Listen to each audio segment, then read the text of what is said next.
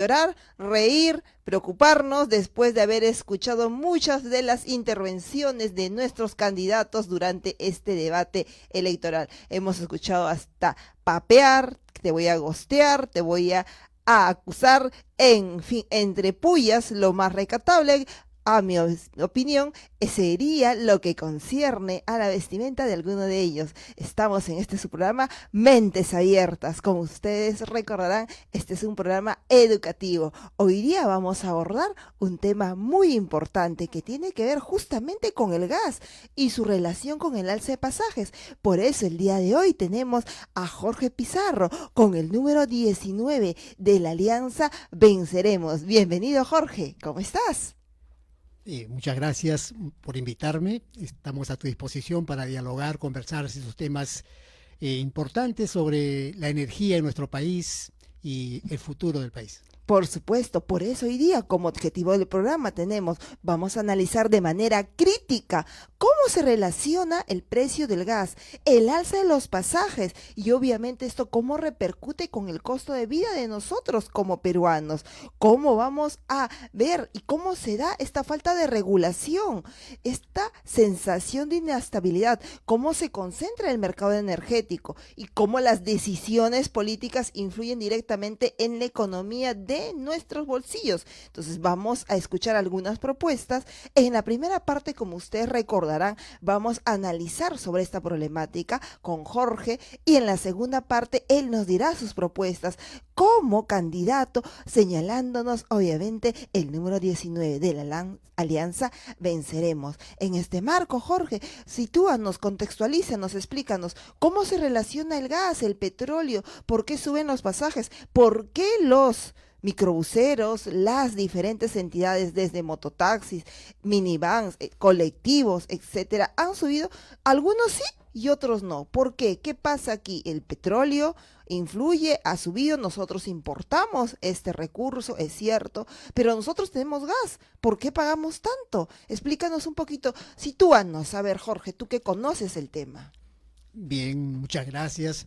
Yo quisiera, antes de responder, rendir un homenaje a Manolo Rojas, un gran comunicador, un gran artista de programas de verdad, de la televisión, pero que tenía un alma grande.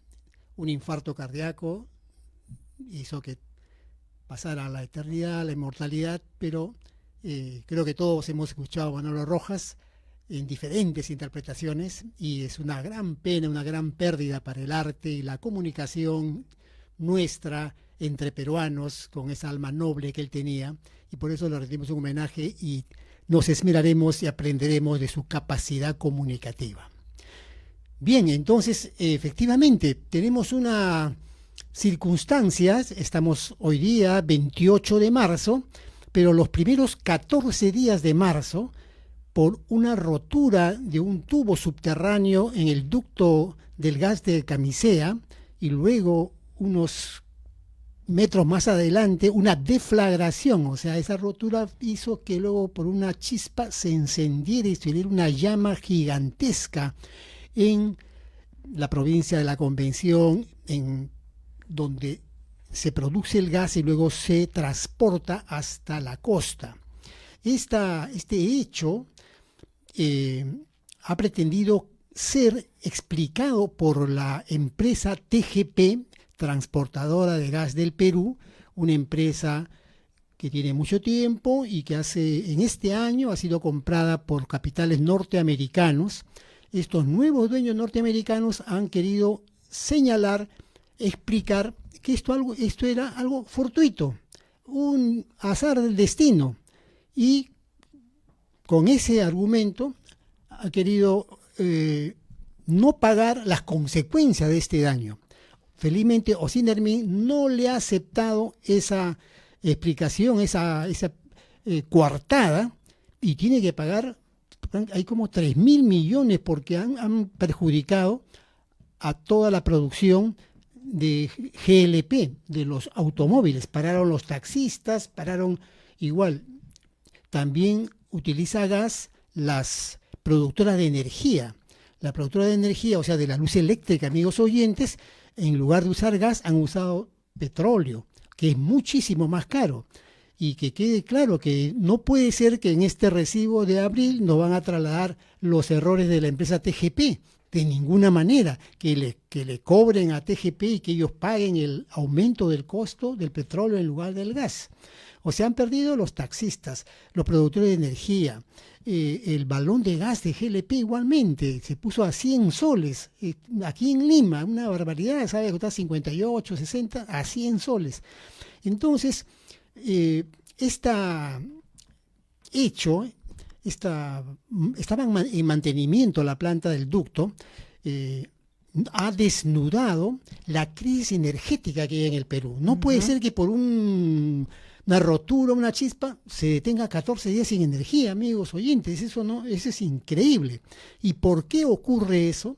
Ocurre porque la generación de energía, que tiene que ver con el petróleo, con el gas, con el litio, con las fuentes alternativas, la energía eólica de estas hélices, etcétera, en nuestro país, amigos oyentes, no existe ninguna planificación.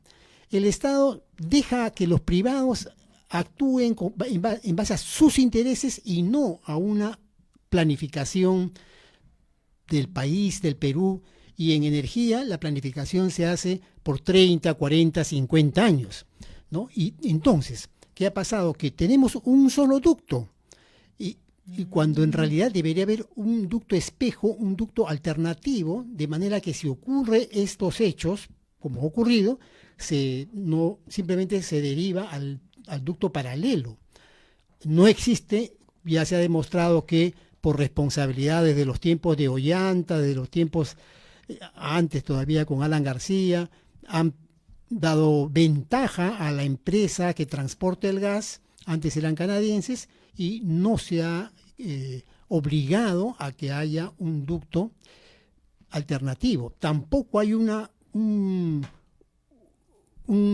almacenamiento del gas para hechos eventuales. No existe. O sea, si hubiéramos tenido un depósito gigantesco para estas eventualidades, tampoco hubiéramos tenido la ausencia de energía.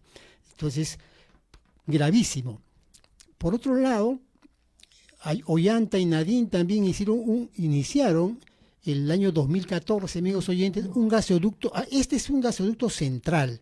Viene desde la Selva Baja, la Convención, Megantoni, que es al nivel del mar. Desde ahí viene y atraviesa las 3 cordilleras hasta Cañete. Y de Cañete un ducto viene hasta Lima para Cálida, para lo que conocemos del gas domiciliario, y otro ducto va a Pisco para el GLP, los líquidos van. Y entonces el balón de gas, por ejemplo, el 70% es nacional, de esos líquidos que se transforman en GLP, y el 30% importado. Pero ¿qué han hecho los gobiernos entreguistas desde Toledo, Alan, Ollanta, que fijaron esos precios? Que el balón de gas no tiene por qué costar 60 soles, porque si el 70% es nacional, debería el mayor precio ser nacional.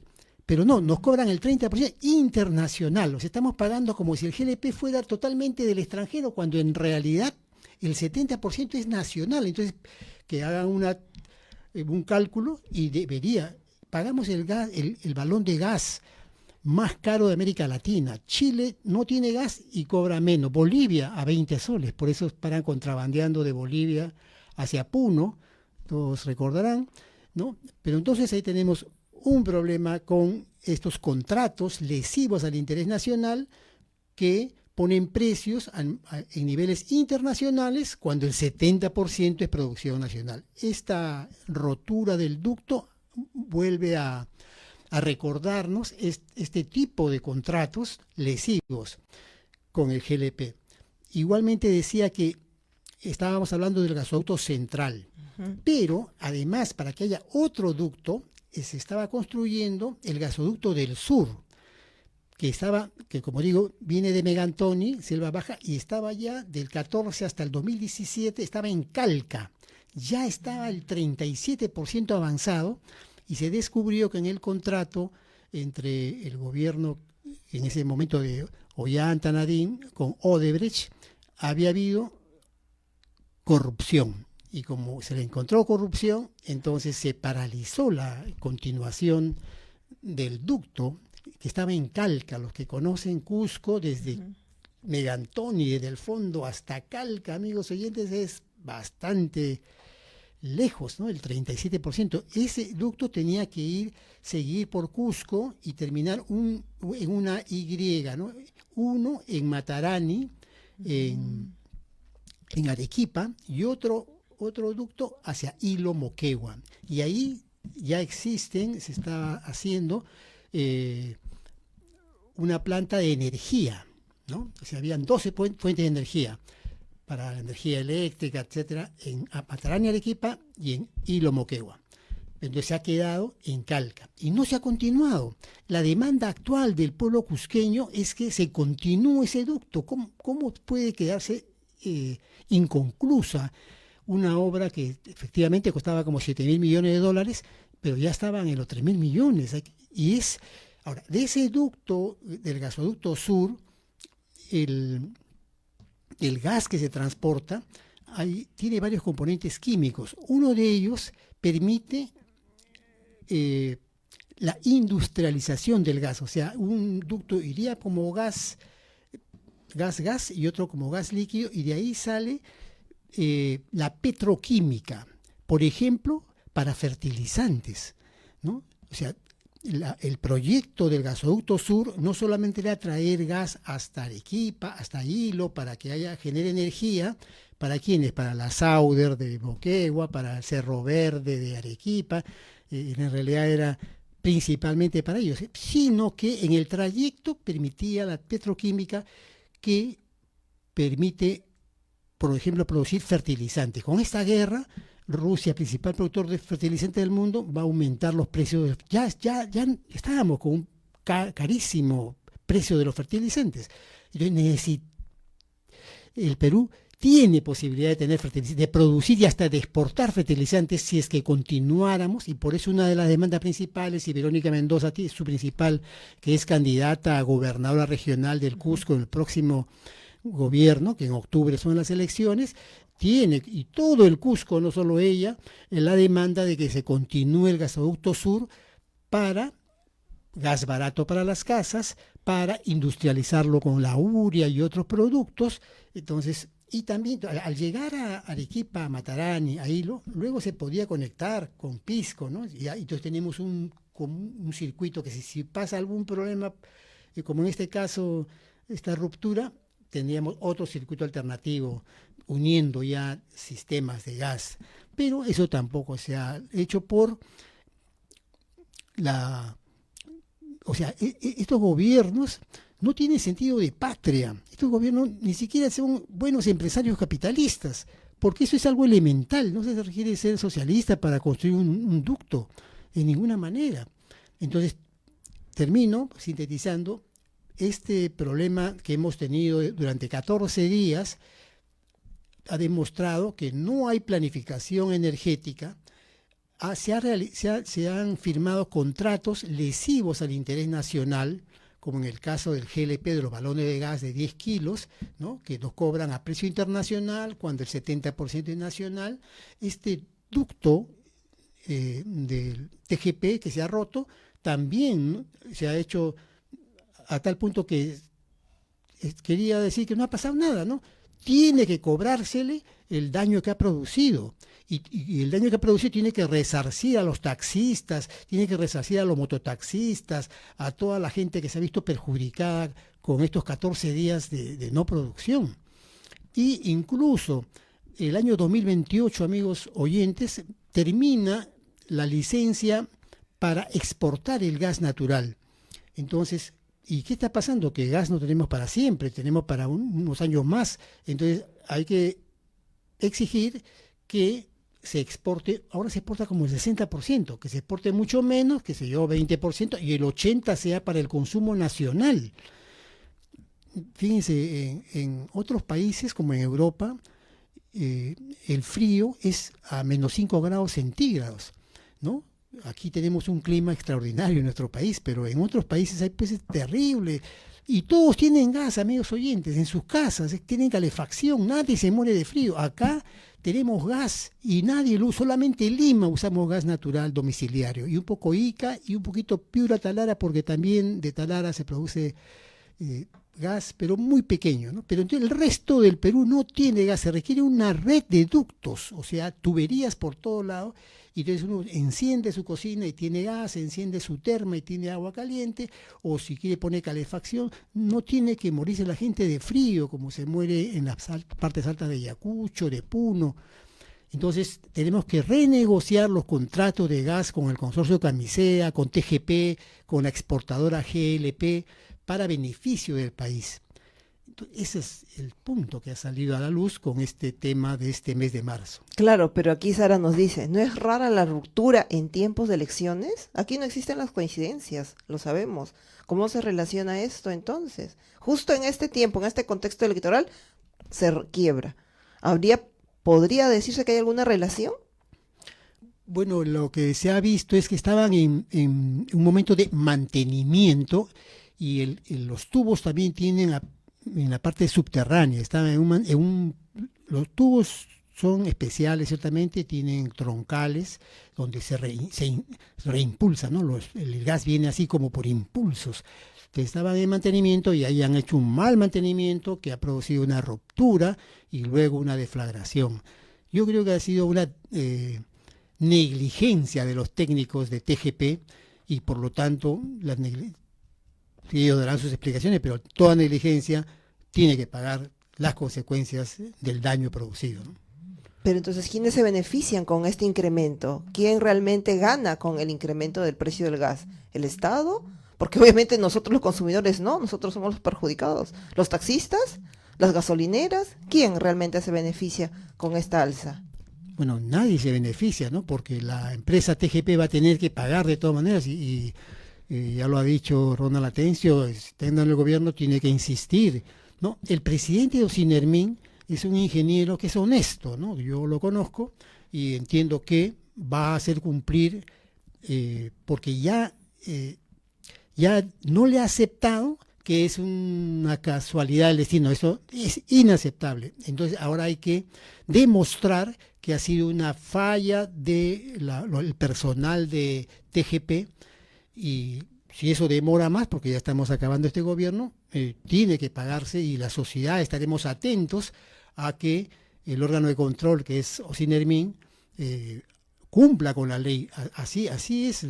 Aquí nadie se beneficia, ellos no les importa, no han hecho otro ducto, no tienen embalsamamiento, ¿no? De reserva por si acaso, nada. O sea que el país se paraliza de ninguna manera. Se imaginan que no hemos tenido autos, ¿no? Yo también uso gas en mi carro y simplemente hay un aspecto electrónico para usar el gas, lo eliminaron, que nadie podía comprar gas natural vehicular y hemos estado 15 días Sí, pues. pagando gasolina más cara. Y ahora el pasaje quedó así, no hay una regulación. Por eso justamente entre el gas y el pasaje, este efecto, como decíamos, dominó uno detrás de otro. ¿Cuál es la relación entre el gas y el pasaje? ¿Es de que debido a esta alza del precio del petróleo o esta ruptura del gasoducto, o es que no existe una regulación real por parte del Estado con respecto al servicio de transporte público? ¿Dónde está el problema en este caso? Bueno, aquí se ha juntado, se ha superpuesto este hecho de tener 14 días sin el gas de Camisea con una circunstancia del encarecimiento de la gasolina, ¿no? Como consecuencia de la guerra entre Israel, los sionistas y Estados Unidos contra Irán. El precio del petróleo, amigos oyentes, no es de un mercado de la oferta y la demanda. El precio del petróleo es un precio político, lo pone la OPEP, la Organización de Países Exportadores de Petróleo, y estaba a inicios de marzo a 68, 70 dólares el barril. Apenas se dio el inicio de la guerra y al final han cerrado una ruta donde pasan los barcos petroleros, el estrecho de Hormuz, de 70 ha subido a 110 dólares el barril a nivel mundial. Entonces, si bien aquí todavía tenemos algunas reservas con el precio más antiguo, pero ya viene la especulación, ¿no? Los griferos, incluso los que importan petróleo, ya le aumentan por adelantado y aquí está otro problema que tiene que ver con las empresas privadas que distribuyen gasolina y el rol que tiene Petroperú. Como todos sabemos, la gasolina regular, la gasolina premium, es más barato en un grifo de Petroperú que un grifo de Repsol, ¿no? De Primax. Por ejemplo, la gasolina regular puede estar a 13 soles en Petroperú, pero está 18 en Repsol, en Primax. La premium, que es la más fina, ¿no? Puede estar a 16 en Petroperú y está 22, he visto hasta 25 soles. Inclusive son tan ladrones que no hay un único precio para Lima. En un lugar puede estar 20 a la premium y otro 25, amigos oyentes. Entonces, es carísimo. Ahora, el GLP también se elevó por las nubes y los alimentos vienen también con petróleo, con GLP, y al haber el aumento, entonces va encareciendo la canasta de alimentos, amigos oyentes. Y la guerra nos trae malas noticias y hay que cuidar muy bien nuestros ahorros, amigos oyentes, de ser muy racionales con nuestros ingresos y egresos, porque en adelante, estamos en el año 2026, está totalmente claro que vamos hacia un aumento de los precios en todo el mundo, una inflación general y también progresivamente un estancamiento de la economía, ¿no?, que va a ir junto a esta inflación. Entonces vienen tiempos muy duros para toda la humanidad como consecuencia de este ataque de Israel, ¿no?, contra Irán y de Estados Unidos, que es gravísimo, ¿no? No tenía por qué ser así y están generando un problema no solamente para el Oriente Medio o para Estados Unidos, para todo el mundo. Todo va a encarecerse y entonces estamos advertidos, ¿no? Pero lo que sí tenemos que hacer no solo es lamentarnos, sino preguntarnos qué podemos hacer para que esto no sea tan grave, ¿no es cierto? ¿Qué podríamos hacer, Jorge, en esta situación? Yo creo que en primer lugar, defender Petroperú, porque Gerí y la primer ministra Miralles, o sea, en octubre, cuando subió el presidente encargado Gerí, subió el 10 de octubre. El 16 de octubre, o sea, ni siquiera pasó una semana, a los 6 días lo votaron al presidente de Petroperú, que estaba haciendo una buena gestión. O sea, lo que pasa, amigos oyentes, es que hay intereses petroleros mayúsculos, le llamamos lobbies petroleros, o sea, unos lobos petroleros, y apenas cambiaron a Dina Boluarte y pusieron a Gerí y fueron al ataque con todas sus garras, lo sacaron al presidente de Petroperú, y de esa fecha, octubre hasta enero, ni siquiera tenían un plan claro, porque han sacado a 4 presidentes. Fíjense cómo han cambiado al gerente general.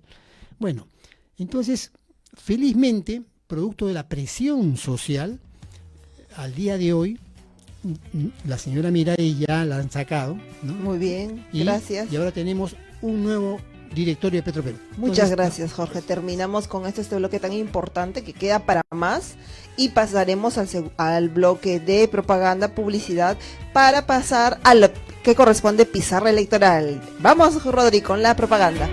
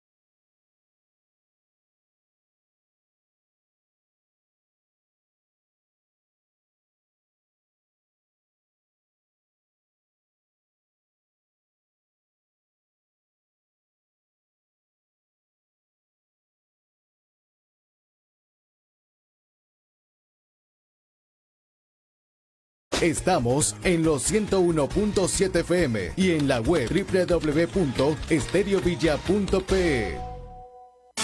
No te quedes mirando como otros venden y haz que tu negocio crezca. Spot radiales, publicaciones en Facebook y TikTok, más del 50% de descuento. Comunícate a WhatsApp al 997-591-314. Estéreo Villa, 35 años impulsando a los emprendedores de Villa El Salvador.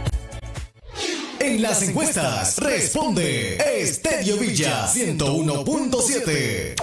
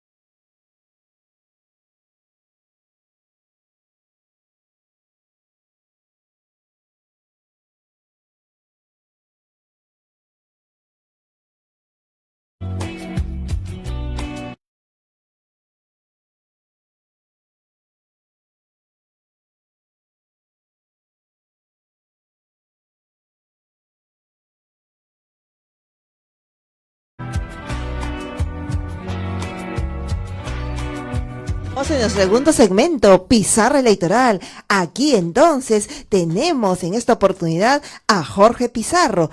Él es candidato a diputado con el número 19 por la Alianza Electoral Venceremos. Periodista de profesión, tiene experiencia como asesor de prensa en el Congreso de la República. También es fundador del partido Nuevo Perú, así como licenciado por la Escuela de Periodismo Jaime Bausati Mesa. Tenemos en esta oportunidad un hombre que ha trabajado, que sigue investigando, escritor y que sobre todo ama su país. Ahora, Jorge, en esta pizarra electoral, Venceremos como alianza política nos permite establecer algunos puntos importantes.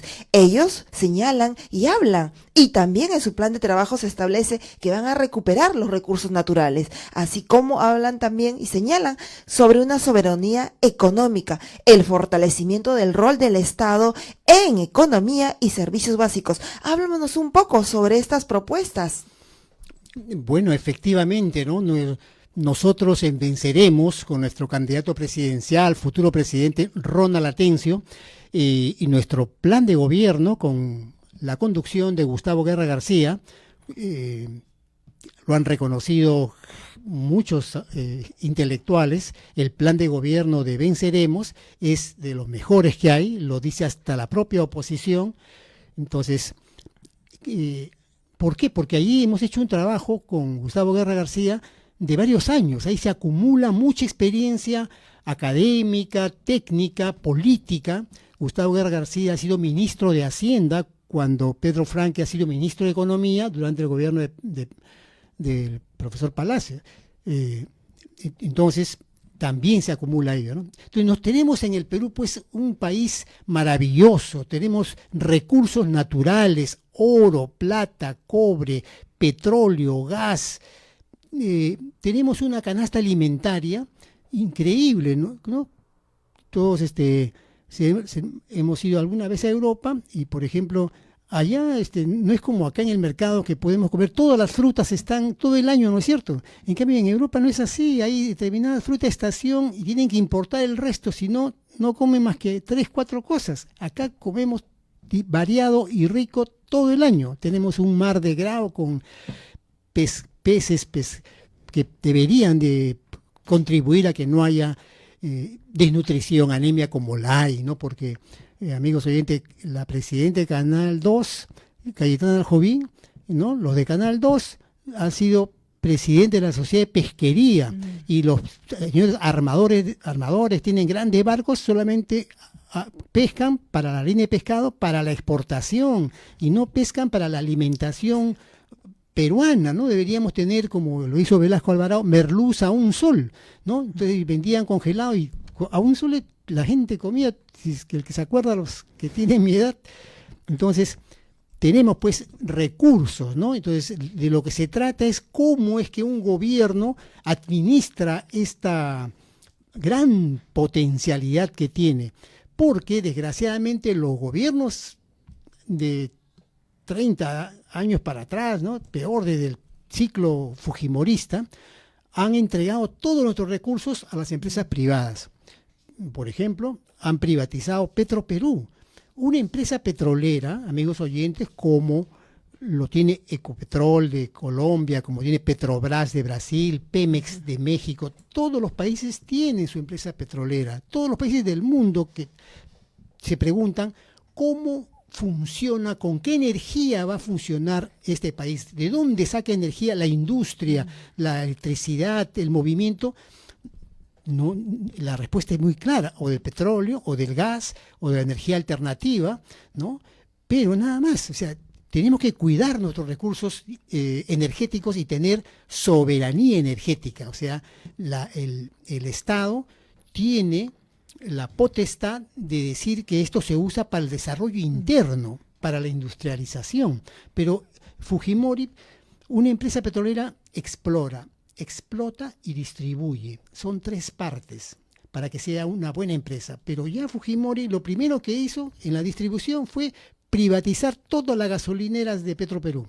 Fue lo primero que se compraron.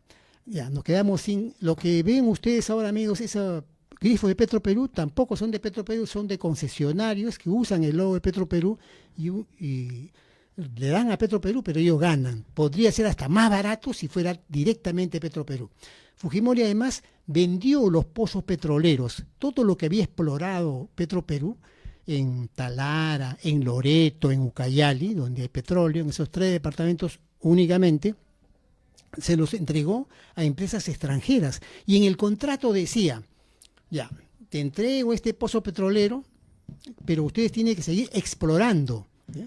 ¿Y qué hacían las empresas? Entre ellas Graña y Montero, empresas del comercio. El periódico El Comercio es el grupo empresarial del comercio que tiene a Graña y Montero Petróleo. ¿Y qué hizo Graña y Montero Petróleo y otras más extranjeras? Solo explotaron, sacaron lo que ya había encontrado Petroperú y no exploraron nada en los últimos 30 años. Entonces, ¿qué pasa con esto? Están incumpliendo el contrato, que el Perú tiene que importar el 80% del petróleo del extranjero y solamente con lo que tenemos de acá es el 20%. Y por lo tanto estamos pagando precios internacionales del 80%, por eso la guerra nos va a afectar, porque estamos comprando del extranjero. Hay que defender Petroperú para que tenga pozos petroleros, para que siga explotando y tenga grifos directamente de Petroperú, y ahí podremos tener gasolina a 10 soles, ¿no? Pero eso no les conviene a Repsol, eso no le conviene a Primax, ¿no? No les conviene a las empresas norteamericanas que también importan petróleo. Bueno, entonces, primero el tema es defender Petroperú, darle los 3 niveles para que efectivamente pueda avanzar. Ese es uno. En el gas tenemos que renegociar los contratos con el consorcio Camisea, que también es Repsol, también son otras empresas más, hasta chinas también hay ahí, para que sigan explorando y ese gas lo necesitamos para el Perú, no para la exportación, para que haya una red de ductos y para que también se termine el gasoducto del sur, se industrialice con fertilizantes, con pinturas, tantas cosas que hay, el tema del gas. Otros recursos naturales es, nosotros exportamos oro, plata, cobre, ¿no? Pero lo exportamos sin separar, no en lingotes, amigos oyentes. Cerro Verde dice que exporta cobre y exporta rocas y paga por cobre, ¿no? Pero en esas rocas que se llevan los barcos así, piedra, pues, ¿no? No solamente hay cobre, hay otros minerales, y ellos ya en su país lo hacen la metalurgia, lo cambian. Entonces estamos regalando. ¿Qué hay que hacer ahí que está en el plan de gobierno Venceremos?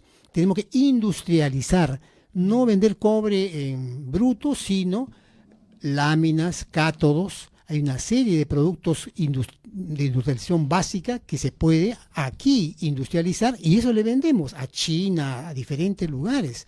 hay que industrializar las materias primas y eso simplemente es en base a una actitud soberana del país con esos contratos que tienen vencimiento. Entonces, cuando venzan los contratos, o se va renegociando en el camino para exportar materia prima con valor agregado. En todos los productos, oro, plata, cobre, y eso es algo, lo hace Chile, sin ser ningún país socialista, nada, lo hacen los derechistas de Chile, amigo. El cobre chileno se vende en cátodos, por ejemplo. No, aquí no hay nada extraordinario ni especial, no. Simplemente una actitud patriótica de pensar en nosotros, porque al industrializar damos trabajo, ¿no? A los trabajadores, a los técnicos, a la gente que diferentes partes de la producción. Entonces, tenemos mucha que hacer. Es el futuro, el proyecto nacional de país que tiene Venceremos, es un país en el cual haya soberanía, haya democracia, haya trabajo digno, ¿no? Que tenemos que, sin llegar a extremos, renegociar un conjunto de contratos porque han sido corruptos, contratos mal hechos, contratos de Fujimori que ha estado preso por esos contratos, de Ollanta que está preso por esos contratos, de PPK que también metió la mano con un chileno para diferentes caminos de la interoceánica del sur.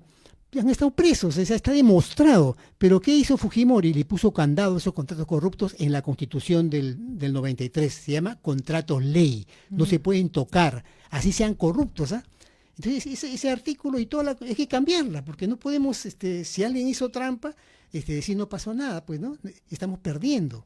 Entonces hay que cambiar la Constitución, hay que cambiar el capítulo económico para que el Estado actúe en la economía, ahora que hay guerra peor, que el Estado también coparticipe, ganar. Tampoco no se trata de estatizar todo, no es así, es un recíproco conveniencia, pero no puede ser que ellos ganen todo y nosotros perdamos, ¿no? Como en el gas, exportan el 60%, no tenemos gas excepto Lima, en todo el Perú, y ellos están que se ganan sobre ganancias inmensas. Por otra parte, hay que hacer una reforma tributaria. Nuestro país tiene 14% de presión tributaria, de cobro de impuestos. Amigos oyentes, es como la casa. En la casa dice, mis ingresos son por esto, y luego vienen los egresos, ¿no? Los ingresos del Perú, el presupuesto de la República, el 55% de los ingresos del Perú es por el IGB, por el impuesto general a las ventas, o sea, lo pagamos todos. Y el 45% es de la renta de las empresas. Es increíble, es el colmo, ese es anormal. Teniendo oro, plata, cobre, petróleo, gas, ¿qué hacen ellos? No pagan impuestos o pagan lo mínimo. Cuando subió Pedro Castillo el 28 de julio del 21, en julio finales, en agosto, amigos oyentes, Roque Benavides de la mina Yanacocha de Cajamarca de oro pagó $1.000 millones, que estaba endeudado de años, que ellos no quieren pagar, pero dijo, el profesor Castillo me va a poner una sobredeuda, un interés grande, antes que me ponga, ¡pum!, pagó, porque no pagaban, Yanacocha, del Conga Nová, Conga Ciba, ya, $1.000 millones. Cerro Verde, otra empresa de Arequipa del cobre, igualmente extranjera, también pagó $1.000 millones en septiembre. O sea, los empresarios peruanos no quieren pagan lo mínimo y encima judicializan la deuda, ¿no? Telefónica, el Tribunal Constitucional les favoreció, es el colmo, o sea, no pagan acá los impuestos. 14% de presión tributaria, hay que subirla al 18%. Chile tiene 22%. En Europa es el 40%, amigos oyentes. O sea, aquí es un paraíso fiscal. Aquí nosotros con nuestro IGB que nos cobran en todo lado, y es bien caro el 18%, somos los que paramos la olla de que funcione el Perú. Los empresarios no pagan impuestos, hacen elusión tributaria, una serie de trucos para no pagar nada. Ahí se requiere una importante cambio tributario. Otra cosa importante también es la descentralización. O sea, las empresas mineras, todo, pagan en Lima. No pagan en el cobre, está en Apurima, está en otros lugares, pero ellos no, todo se paga acá. Entonces, claro, las regiones están, pues Cajamarca tiene oro, de Yanacocha, hace miles de años desde los españoles. ¿Y cómo está Cajamarca? Anemia, atraso, desnutrición. ¿Cómo puede ser posible que estemos vendiendo oro en lingotes que está a $5,000, 31 gramos de oro? La onza Troy cuesta $5,000. Un poquito como un anillo cuesta $5,000. Y estos señores no pagan impuestos o no reditúan en su región ese beneficio. Lo pasan para Lima y acá pues ya hacen su chanchullo, ¿no? Entonces tenemos que cambiar eso, descentralizar la tributación fiscal para que vaya en beneficio de las regiones. Lima no tiene oro, no tiene cobre, no tiene petróleo, Lima es simplemente un centro administrativo y militar, pero después la riqueza está en las regiones. Y sin embargo, los empresarios pagan en Lima, hacen su trampa y su corruptela acá en Lima y siguen ganando mucho. Todo eso hay que cambiar, se requiere una voluntad profunda, necesitamos cambiar normas, por eso decimos que hay que cambiar la Constitución en diferentes aspectos, en el aspecto económico, en el aspecto político. El Senado que han creado es súper poderoso, más que el presidente de la República. Hay que cambiar eso porque es imposible actuar con una estructura de poder de esa naturaleza. En eso estamos. Muy bien, importante lo que nos está diciendo Jorge. Pero además también señalan de una participación activa de la población, de una movilización social. ¿Cómo piensan lograr eso para que las personas de a pie, como nosotros, seamos parte del gobierno, que nuestra voz se escuche? Eso también lo hemos leído en su plan de trabajo. ¿Cómo piensan lograr que nosotros nos podamos involucrar más y que nuestras opiniones cuenten al momento de tomar una decisión clave en el Congreso? Efectivamente. No hay democracia, ¿no? Como dicen los puneños, los que estamos en la marcha, ¿no? Esta democracia ya no es democracia. Pero tenemos que cambiar. Hay salidas. Por ejemplo, amigos oyentes, hay que hacer democracia participativa. Sedapal, por ejemplo, la empresa del agua, acá en Lima, ¿quiénes forman el directorio de Sedapal? El Ministerio de Transportes, la Municipalidad de Lima, y faltan los usuarios. Así estamos en minoría. Son como 20 miembros del directorio, 5 deberían ser de los representantes de los usuarios del agua. Y una votación nos ganaría, pero nos permite fiscalizar que el agua, el control del agua, que los caños que traen chinos, alemanes, en el Estado tiene que haber participación directa de los usuarios. En Sedapal, en Ocinermin, que hemos visto que controla la electricidad, el gas, el petróleo, también es un órgano técnico de control, tiene participando. Y así en todas las instancias de control, de contrapeso, hay que incorporar a la ciudadanía. Es simplemente una ley, que dice se incorporan usuarios del agua a Sedapal y inmediatamente. Entonces no quieren porque son corruptos, porque no quieren que vean su corruptela, pero incorporando a dirigentes probos podemos avanzar.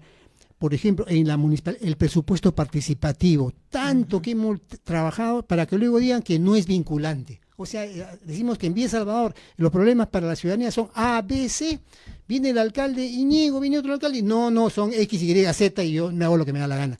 No puede ser.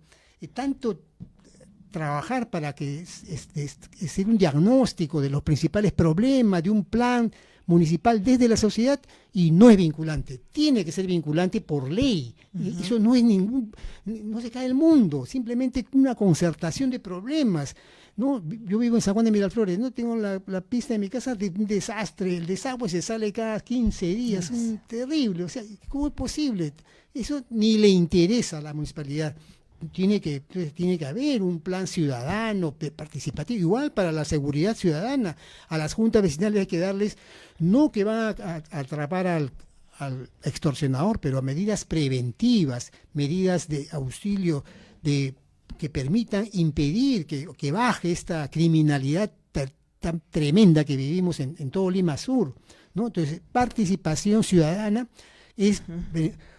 Las rondas campesinas, por ejemplo, son en la estadística nacional, en las urbes hay delitos fuertes, también en el campo, pero menos, porque hay rondas campesinas, porque participa, porque hay un juez de paz y hay también ronderos que tienen capacidad para resolver problemas básicos de familia y otros que sí sirve. Entonces, así como las rondas campesinas son útiles y bajan la criminalidad, hay que ver formas de participación legal, preventiva para la urbe, que baje la extorsión, los crímenes, hasta los colegios, quieren matar a los niños, esto es el colmo. Muy bien, muchas gracias, Jorge. Dos aspectos importantes: la recuperación de nuestros recursos y la participación activa de la población, de los usuarios. El tiempo es corto, como sabemos, Jorge. ¿Cuál sería tu mensaje final? ¿Por qué tendríamos que votar por ti? Dinos, para cerrar este bloque tan importante a puertas de las elecciones del 12 de abril. Ya, muchas gracias. Yo creo que la alianza electoral venceremos con Ronald Atencio, candidato presidencial, con nuestros candidatos a senadores, a diputados. Nuestro equipo de gobierno, de plan de gobierno, es de lo mejor, son gente honrada, gente con experiencia.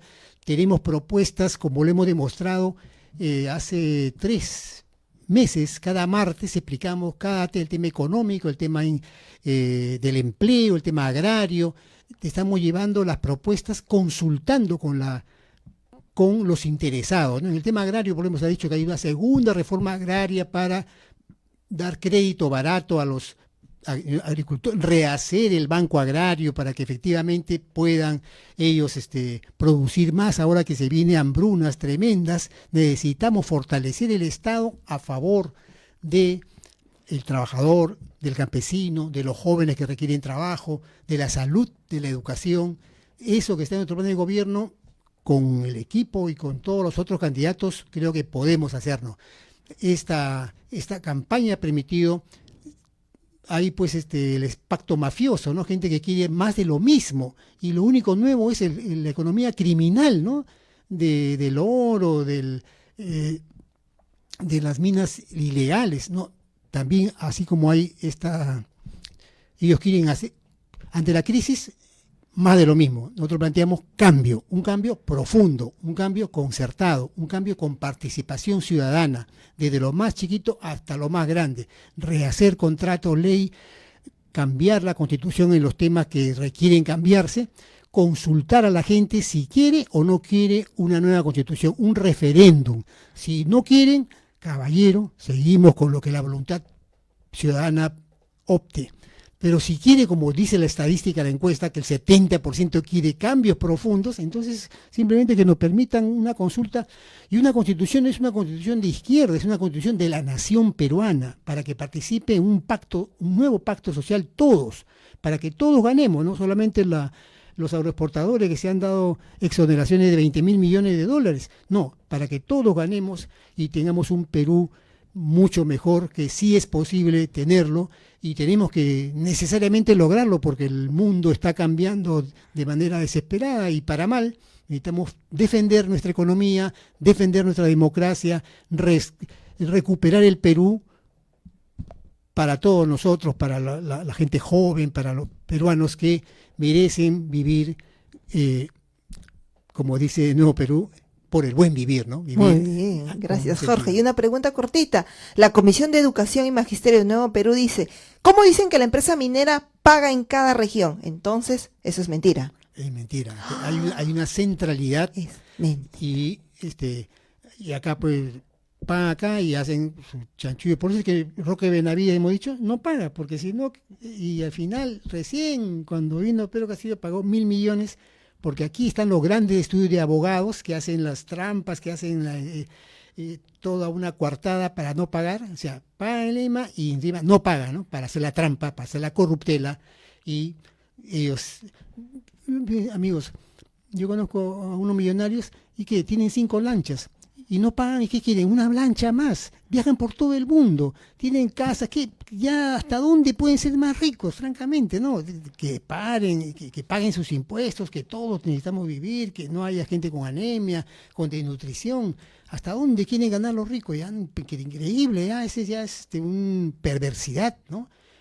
hay que parar eso y que todos vivamos bien. Muy bien, marquen entonces, por la Alianza Venceremos, el número 19, tuvimos hoy día como invitado a Jorge Pizarro. Con esto concluimos el programa del día de hoy y a comer su torta de chocolate que celebramos que se consume el día de hoy. Muy buen fin de semana, nos vemos la próxima sesión con nueva temas y sobre todo con sus comentarios. Gracias a aquellos que han participado con sus preguntas. Estaremos repitiendo el programa por el canal de YouTube. Cuídense mucho, nos vemos.